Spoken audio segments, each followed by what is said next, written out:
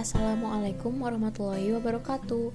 Halo, saya Gita Almanur Aini dari kelas 11 MIPA 7. Di sini saya akan sedikit membahas materi mengenai pembaru Islam. Pembahasan materinya meliputi latar belakang pembaruan, pengertian pembaruan, ciri-ciri pembaruan, faktor-faktor pembaruan, munculnya pembaruan Islam, tokoh-tokoh pembaru Islam, dan pengaruh gerakan pembaruan. Yang pertama, latar belakang. Latar belakang pembaruan Islam diawali dengan adanya sifat jumud atau tidak mau menerima pemikiran maupun perubahan baru yang telah membuat umat Islam berhenti berpikir dan berusaha. Kedua, persatuan di kalangan umat Islam mulai terpecah belah. Ketiga, hasil adanya kontak yang terjadi antara dunia Islam dan Barat. Dan yang keempat, pembaruan dalam Islam berbeda dengan Renaissance dalam dunia Barat. Pengertian pembaruan Islam. Pengertian pertama, gerakan pembaruan yaitu sebuah gerakan yang bertujuan untuk mengembalikan kemurnian agama Islam agar sesuai dengan hadis dan sunnah yang biasa dilakukan oleh Nabi Muhammad SAW. Pengertian kedua, gerakan pembaruan disebut juga gerakan modernisasi atau gerakan reformasi adalah gerakan yang dilakukan untuk menyesuaikan paham-paham keagamaan Islam dalam perkembangan baru diakibatkan oleh kemajuan ilmu pengetahuan dan teknologi modern. Dan pengertian yang ketiga, pembaruan Islam adalah upaya untuk menyesuaikan paham keagamaan Islam dengan perkembangan yang ditimbulkan pada kemajuan ilmu pengetahuan dan teknologi modern. Dengan demikian, pembaruan dalam Islam bukan berarti mengubah, mengurangi, ataupun menambahi teks Al-Quran maupun As-Sunnah. Ciri-ciri pembaruan. Pertama, kepercayaan yang kuat bahwa masyarakat harus ditata atas dasar Al-Quran dan As-Sunnah atau hadits Nabi. Yang kedua, menolak kebudayaan Barat meskipun ada yang mau menerima kemajuan-kemajuan Barat dalam ilmu pengetahuan dan teknologi. Yang ketiga, ingin mengembalikan kemuliaan dan kejayaan umat Islam di semua bidang baik dalam bidang sosial, politik, keagamaan, pendidikan, dan ilmu pengetahuan. Selanjutnya, faktor pendorong pembaruan. Pertama, tingkat ekonomi yang semakin terpuruk, rendahnya tingkat pendidikan warga masyarakat. Tiga, ketidakjelasannya pemikiran antar organisasi Islam. Keempat, gaya hidup Barat yang mulai merajalela di negara-negara Islam. Yang kelima, adanya berbagai budaya yang menyimpang dari Al-Quran dan hadis. Yang keenam, membangkitkan kembali umat Islam dari kemerosotan yang amat parah. Ketujuh, hasrat untuk memperoleh kekuasaan di antara kelompok tertentu yang mengatasnamakan Islam. Kedelapan, gaya hidup elit sekuler di negara-negara Islam. Kesembilan, hasrat untuk memperoleh kekuasaan di antara segmen kelas menengah yang semakin berkembang yang tidak dapat diakomodasi secara politik. Kesepuluh, pencarian keamanan psikologis di antara kaum pendatang baru di daerah perkotaan.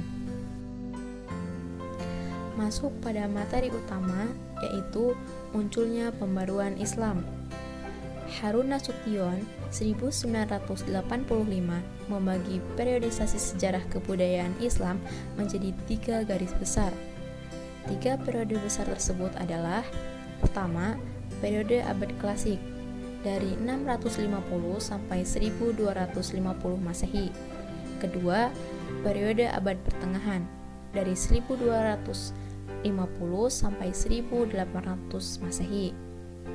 Dan yang ketiga, periode abad modern dari 1800 sampai dengan sekarang. Ciri-ciri periode. Ciri periode pertama yaitu periode abad klasik. Menurut Muhaimin 2011, Islam mencapai kemajuan di abad klasik disebabkan oleh beberapa hal, yaitu: pertama, umat Islam melaksanakan ajaran Al-Quran yang memerintahkan supaya manusia banyak menggunakan akal.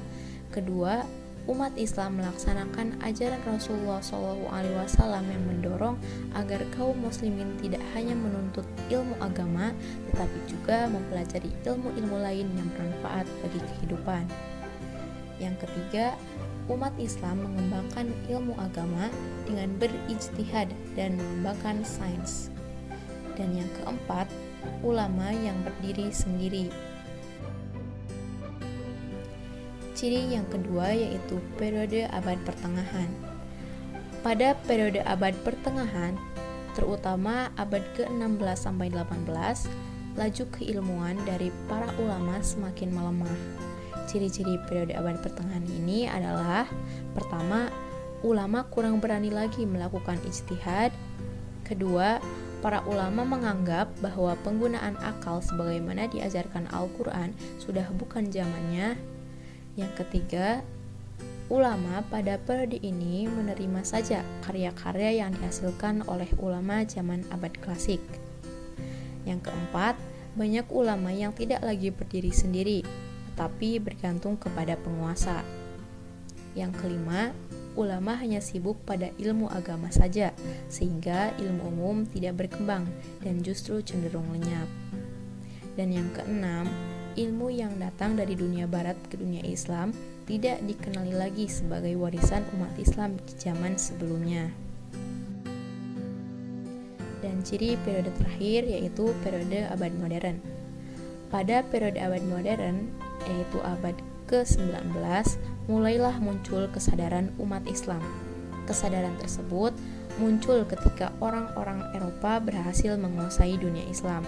Pada awalnya, bangsa Eropa lah yang mengalami kemunduran. Bangsa Eropa juga pernah dikalahkan oleh umat Islam pada zaman abad klasik. Contoh berhasilnya orang-orang Eropa yang menguasai dunia Islam diantaranya adalah: pertama, negara Turki Utsmani yang dielulukan umat Islam pada penghujung abad pertengahan ternyata mulai surut akibat kalah perang dengan penguasa Eropa. Kedua, Napoleon Bonaparte dari Prancis dapat menguasai seluruh Mesir dalam waktu kurang dari 3 minggu.